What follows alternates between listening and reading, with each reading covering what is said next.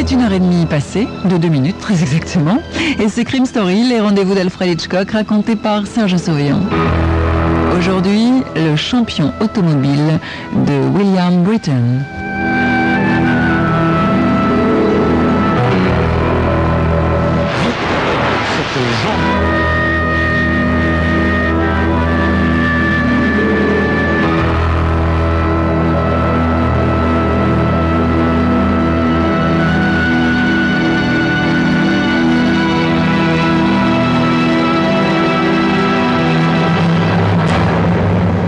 Le conducteur aurait sans doute eu quelques difficultés à dire, même à lui-même, pourquoi il s'était arrêté pour prendre l'homme qui se tenait au bord de la route, le pouce tendu. En effet, il avait entendu tant d'histoires sinistres sur des automobilistes qui avaient pris des autostoppeurs qui s'étaient révélés dangereux tout de suite après. Les plus chanceux n'avaient perdu que leur voiture et leur bien personnel. Les plus malheureux y avaient perdu la vie, se retrouvant sur une planche à la morgue. Certains, le corps seulement troué d'une balle, bien propre, et d'autres, horriblement mutilés. Il conduisait depuis 5 heures de l'après-midi et il était maintenant plus de 9 heures du soir. La voiture était pratiquement neuve, avec seulement une légère couche de poussière qui maculait la carrosserie brillante. Mais quelque chose n'allait pas avec la radio. Il n'obtenait que des sifflements et des craquements lorsqu'il l'allumait. Et ainsi, il n'y avait aucune voix humaine pour lui faire oublier son ennui. Il n'y avait que le ruban de ciment qui se précipitait vers la lumière de ses phares et qui disparaissait sous les roues, kilomètre après kilomètre, engourdissant son cerveau. Mais d'un autre côté, peut-être était-ce parce qu'il se souvint que lui aussi, dans sa jeunesse, avait fait de l'autostop, parcourant toute la France. Certaines fois, il aurait donné sa chemise pour que quelqu'un s'arrête et le prenne. Il se souvint combien c'était pénible lorsque la nuit tombait et qu'il n'était pas encore arrivé à destination. Le conducteur venait juste de dépasser le péage de Mantes-la-Jolie.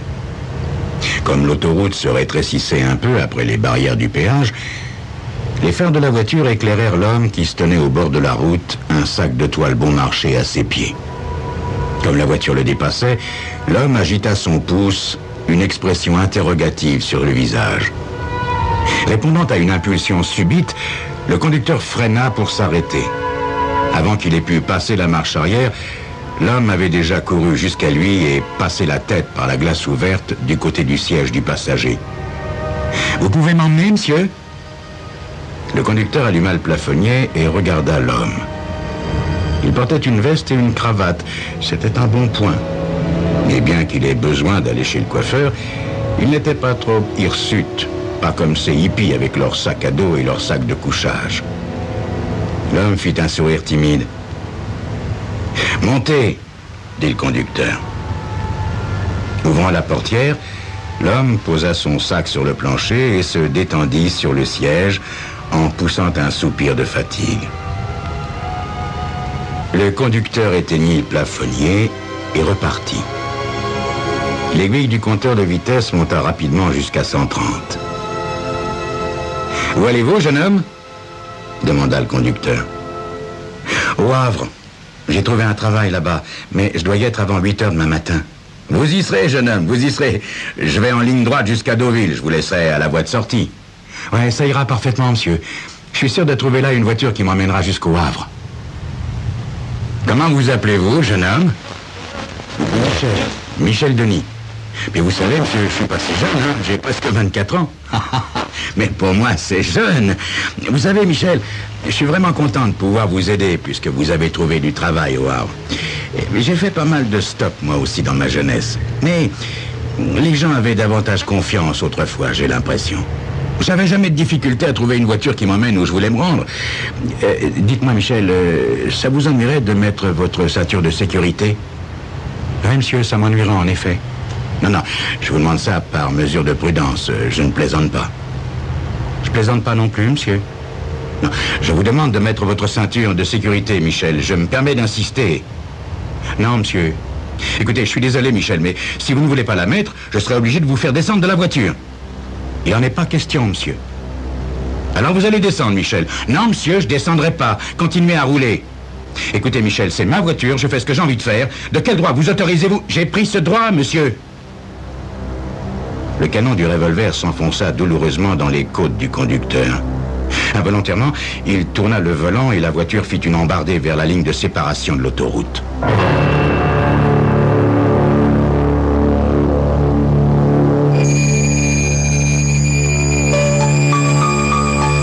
Qui est cet étrange autostoppeur et que veut-il? C'est ce que vous saurez dans quelques instants. Pardon.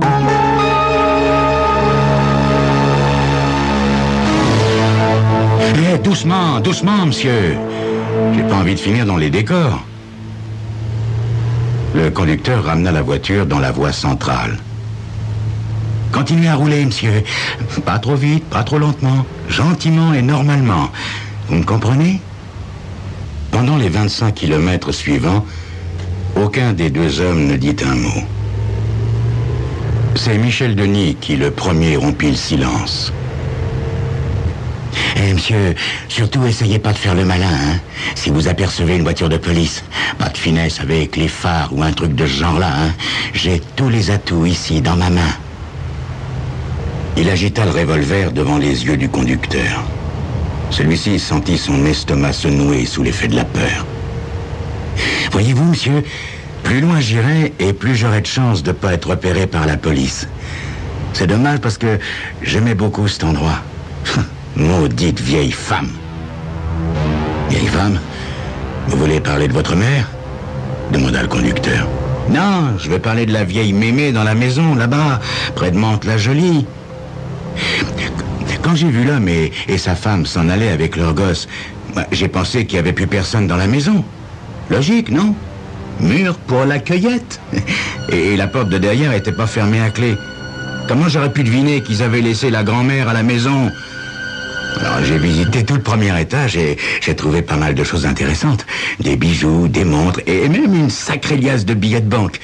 C'est là-bas que j'ai piqué ce revolver aussi. Et juste comme j'allais partir, la voilà qui surgit dans les escaliers avec cette vieille chemise de nuit. Elle aurait dû mourir il y a 10 ans avec l'air qu'elle avait. Mais ses poumons étaient en parfait état. Elle s'est mise à pousser des hurlements suffisamment forts pour réveiller tout le quartier. Et qu'est-ce que vous avez fait? Demanda le conducteur.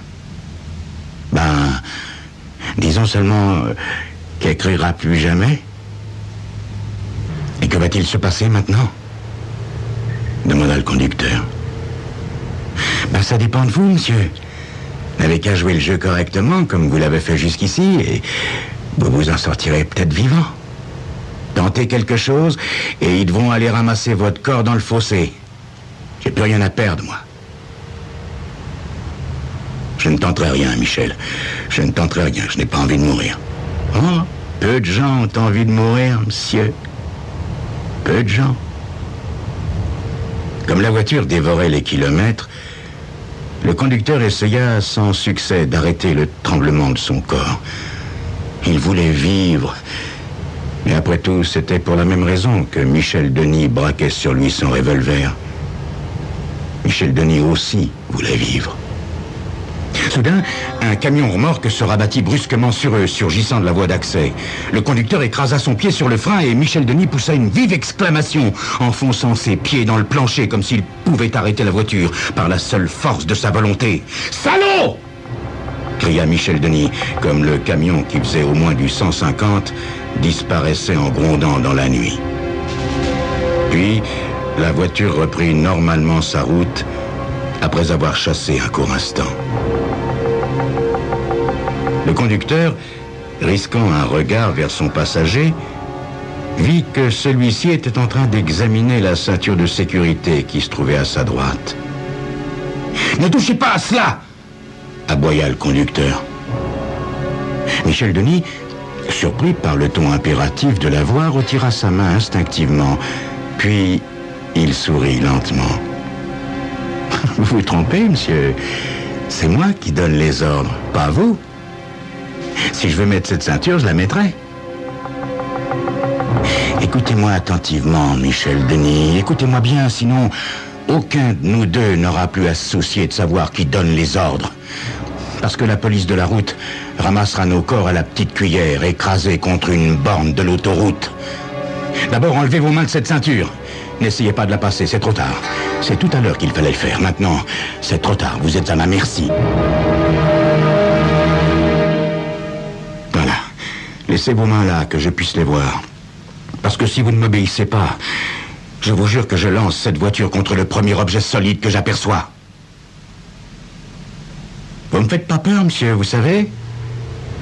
Parce que si vous lancez votre voiture contre un objet solide, comme vous dites, vous mourrez aussi. Même votre ceinture de sécurité vous servira pas à grand-chose avec une voiture lancée à plus de 150.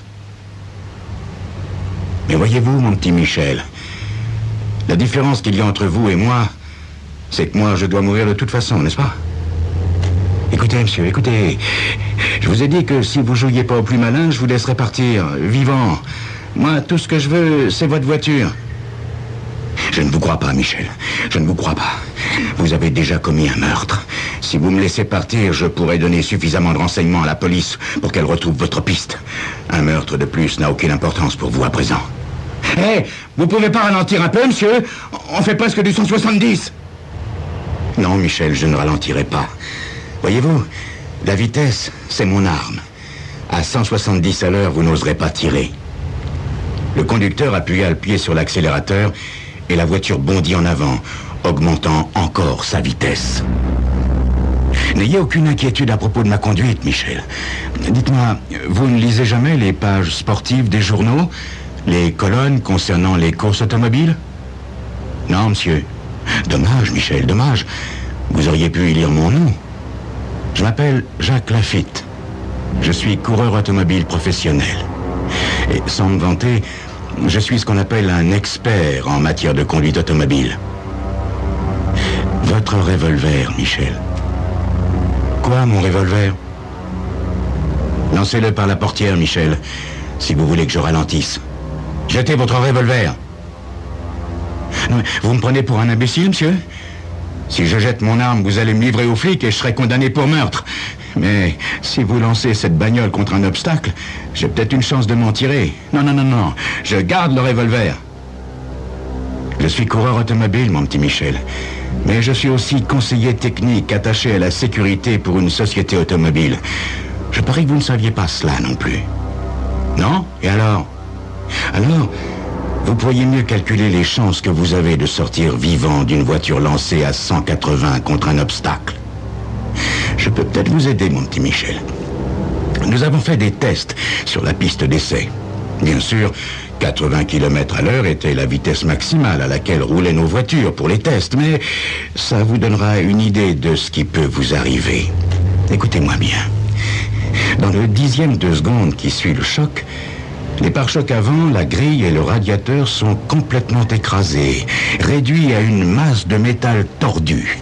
Le 10e de seconde suivant, le capot est écrasé et rejeté en plein sur le pare-brise, pendant que les roues arrière se soulèvent du sol. Vous comprenez, Michel? L'avant de la voiture a été arrêté, mais l'arrière continue d'avancer. Instinctivement, vous vous raidissez exactement comme vous l'avez fait lorsque ce camion s'est rabattu sur nous. Les os de vos jambes seront brisés net au niveau des genoux.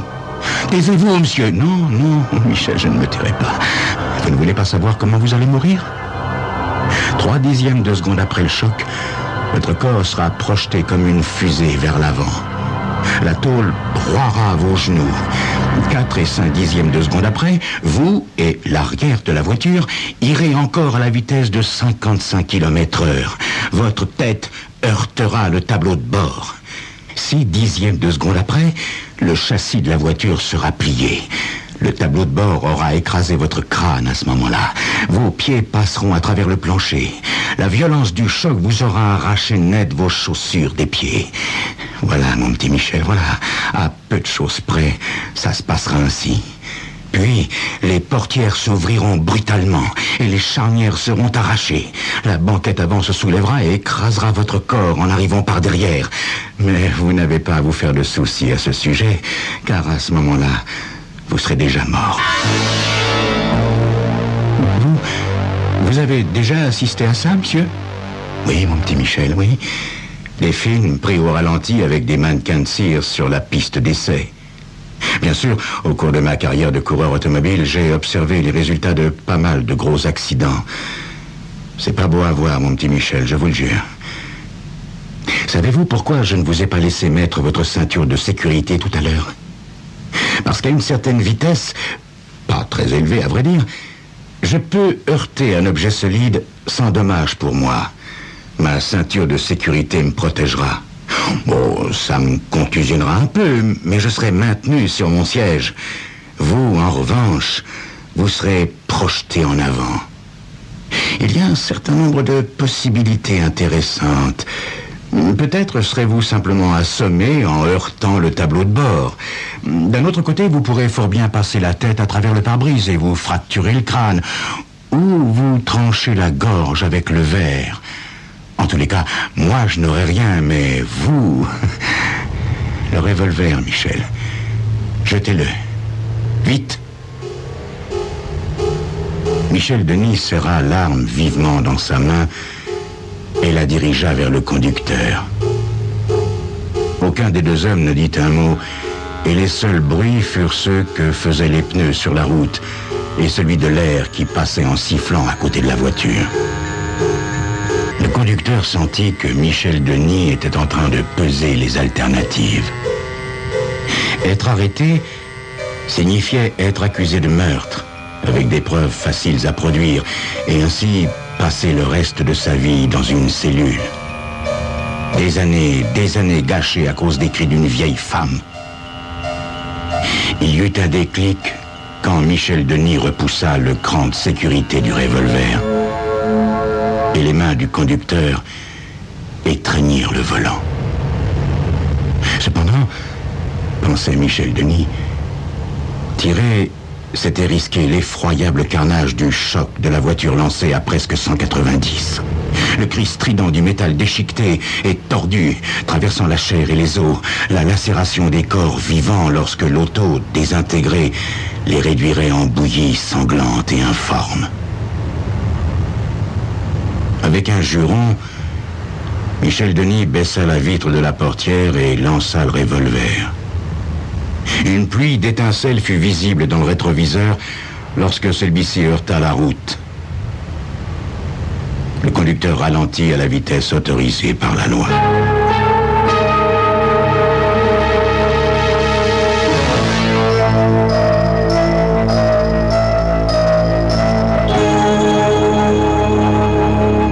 Au péage de Louviers, il aperçut une voiture de gendarmerie, portes ouvertes et gyrophare en action.